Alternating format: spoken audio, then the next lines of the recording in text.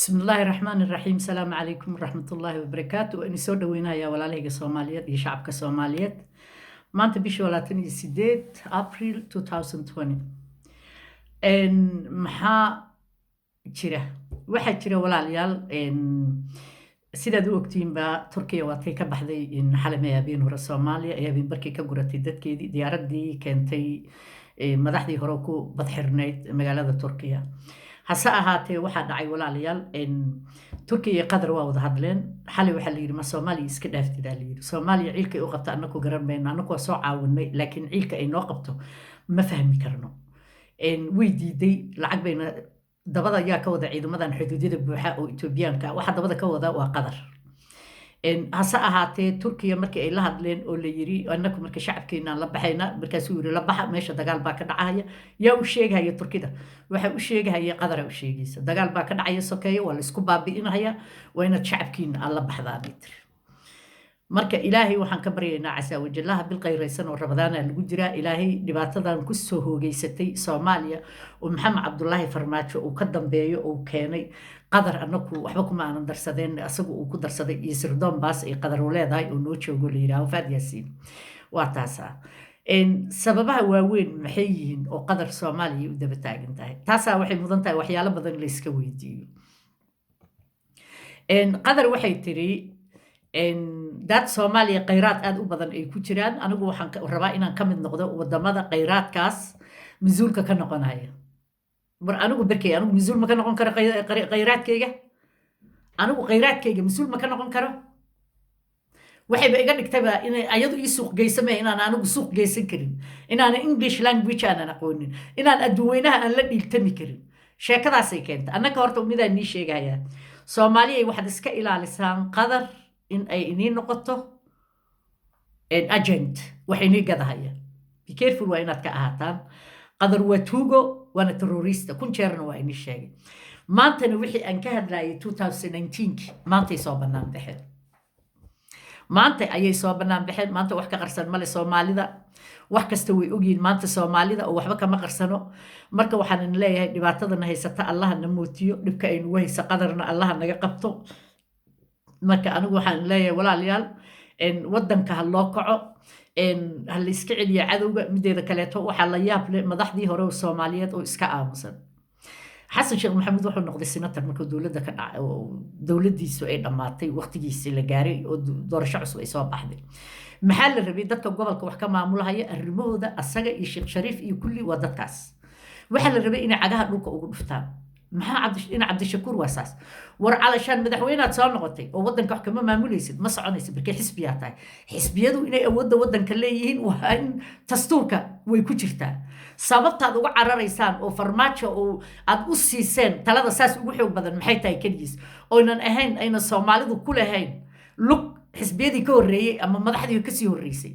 wadanka waa lagu leeyahay wadankan halis haduu u noqday waa laga ridayaa waa in qodob noocaas lagu daraa dastuurka Soomaaliya ninka wadanka halis u keena in laga qaadi karo oo qodob la huba ah oo international war anigu waxaan leeyahay waa la yaab in maanta Turkiya ay saaki ka hadlaan ay soo shaac saaraan Soomaaliya dhibaatada haysata oo Qatar ay ka dambeysay Etoobiyaanka iyo xuduudadii meel kasta isku soo xiray maxay tahay dagaalka oogan oo aniga Etoobiya maanta naga dhaxeeya ma maanta inay iga faa'iideysatay rabtay Etoobiya may sugto intaan ka kaashanayo intaan xuduudada xiranayo markaas dagaal hadii rabto diyaaraan u noqon lahay ana iska celin lahay waa qaan anigu sida loo tumo Etoobiyaan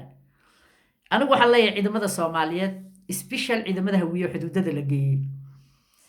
horta ilaahay ayna badbaadiyo iska celiya Etoobiyaanka Allah ayna badbaadiyo farmaajo wuxuu ugu talagalay inuu adinka miiska in saaro laakiin wax asaga tolkiisa ayna dhimanin laakiin xuduudka in la geeyo oo xuduudka ay ku baaba'aan cid ogaadeen iyo cid hawiye marka isgarabsada Axmed Madoobe la hadla internationalka loo sheego hala dacweeyo dawladdan Qatar oo lacagta ku bixinaysa Ethiopia Soomaaliya inay dagaal ku qaado waa wax mucjisa oo la yaab leh aad iyo aad ayaanan uga xumahay waana waxaan la qaadan karin waana guul xumo maanta oo rabadaan lagu jiro oo ilaahay agtiisa loo wada dhow yahay oo rabbigi la baryahayo information oo istuso inuu Soomaaliya doorasho u diiday Soomaaliya doorasho waa u diiday marka anigu waxaan leeyahay war dadkan xun oo dadka masaakiinta oo Soomaalida baabi'inayo habeenadii habeen kasta qarax tuurahay war heede afar nin baa ku jirta xalane ma ka saartaan laba waa Maraykan labana waa Norway waa tuuga mafia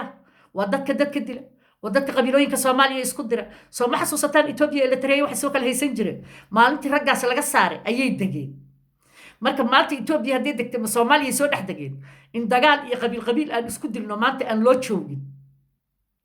war nin kasta wadankiisa ay federalismiisa ku fadhiyaa maanta qabiil la isku dila ma jirto nin kasta gobolkiisa uu xukuma ya nin kasta dhaqaalihiisa la yimaado waxa la isku darsado federal ayaan goosanay mid aan leeyahayna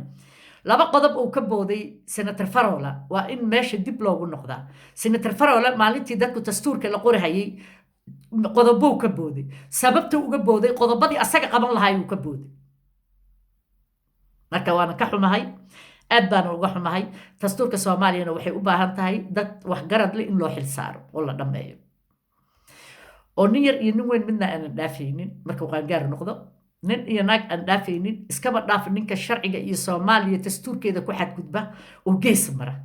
bil aadanka sharciga kala celiya hadii sharciga Soomaaliya kala celin lahaa la waxeen lahaa nin kasta waa ka carar ma kula tahay maanta farmaajo inuu dagaal Soomaaliya u oogi lahaa oo Ethiopia u garabsan lahaa ma Eritrea nacaybka u qaba shacabka Soomaaliyeed marka saad ugu ogolaateen inuu madaxweyne wadanka ka noqdo ama uu sii hayo kursiga sharci baa jira internationalka ninka wadan kale u danaynaya oo wadankiisa hoog ku wada waa in laga qabtaa marka waxaan leeyahay sababtu maxay tahay adinku aad uga yeesheen sababta aad adinku uga yeesheen maxay tahay qadar waa inaan iska qabanaa dhibaatada wadanka taaganna waa in laga hortagaa Soomaali Maxamedey hadda waxaan ina maqashinayaa aniga sir la ii soo diray weeyaan marka sirtaa shalay Facebook-gaygaan geliyay laakiin insha Allah tan maanta inaan ina maqashiyaan rabaa sirdoonka Turkiga wixii uu yiri ayaan rabaa inaan adinkana aad la socotaan Turkiga ayaa sheegaya in Soomaaliya uu ku soo food leeyahay dagaal sokeeye Soomaaliya oo hadda burbur ka baxaysa tan iyo markii uu talada dalkaasi la wareegay madaxweynaha Soomaaliya Farmaajo wuxuu la soo baxay qorshe ka duwan midkiisii ololaha doorashada waxaana kamid ah qorshayaashaasi kala dirista ciidamada xoogga dalka Soomaaliya gaar ahaan kuwa qabiilada Hawiye laba dhaqarrog iyo beegsi isir qabiil oo ka dhex bilowday hay'adaha dawladda saddex dhaqaalaha dalka oo loo gacan geliyay dad kooban afar weeraro toos ah iyo kuwa dadban oo lagu qaaday siyaasiyiin dhaqan iyo ganacsato ka aragti duwan dawladda Farmaajo shan dhisma ciidan qarsoon oo aan loogeyn afar talis midka ay ka tirsan yihiin ciidan gaaraya 10,000 oo askari tababar ugu soo dhamaaday dalka Eritrea ciidankaasi oo aan loogeyn rugaha ay sida tooska ah uga tirsan yihiin maadaama ay qoreen bilowgoodii sirdoonka Soomaaliya balse waxaa la wada ogyahay NISA inaysan yeelan karin 10,000 oo labisan taas bedelkeedana saraakiisha hogaamisa ciidamada xoogga dalka Soomaaliya war uma hayaan hadii loo qorayo militariga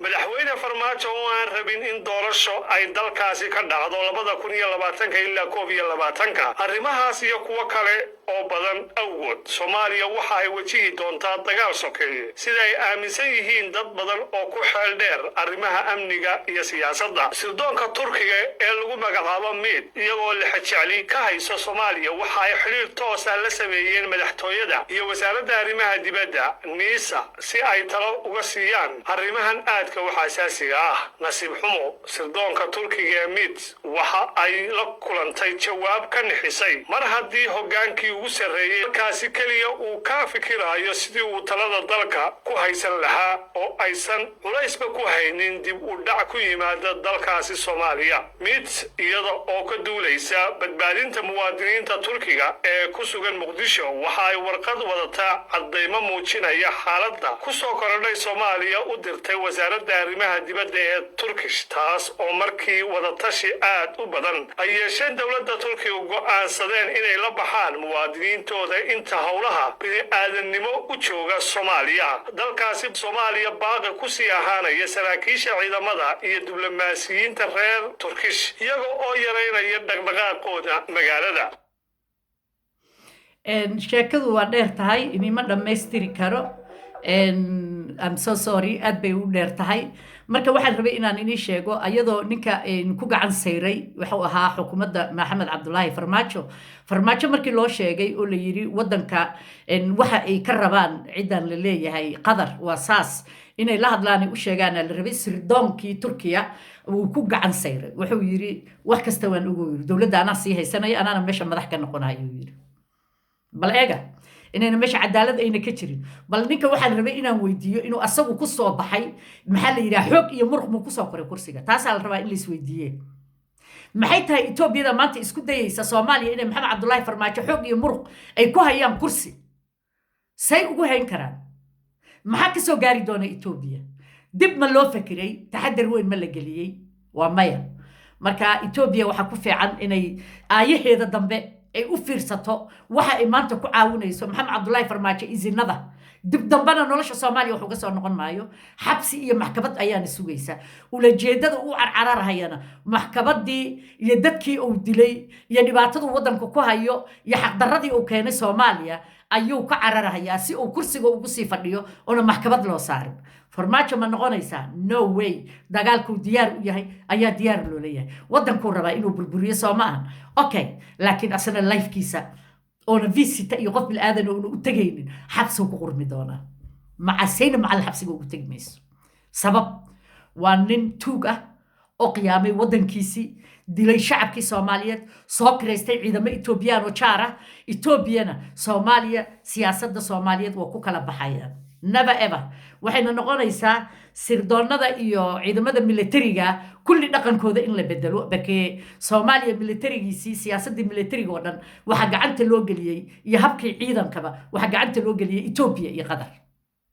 meel kastaa lagaa soo weerari karaa meeshaa deblo ka taha maanta la ogaaday shalay etoobiya debleedsadaada lama ay socon laakiin maanta waa la ogaaday marka maxaa tala ah waxaa tala ah in la is ilaaliyo waa ka xumahay aad baan uga xumahay waddankaygii waxaa haysta maantay marka walaalayaal waxaan leeyahay asalaamu calaykum waraxmatullaahi wabarakaatu see you later fiidka hore wasarkeena insha allah biidn allahi alkariim subscribe hala saaro hala share gareeyo hala isgaarsiiyo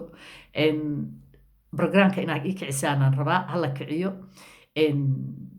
ilaa anigu hadba wixii aan ogahay oo hooseeyahan soo sheegaaye marka waxaan leeyahay okayda hala ii saaro hala share gareeyo dadkaa loo tuurtuuro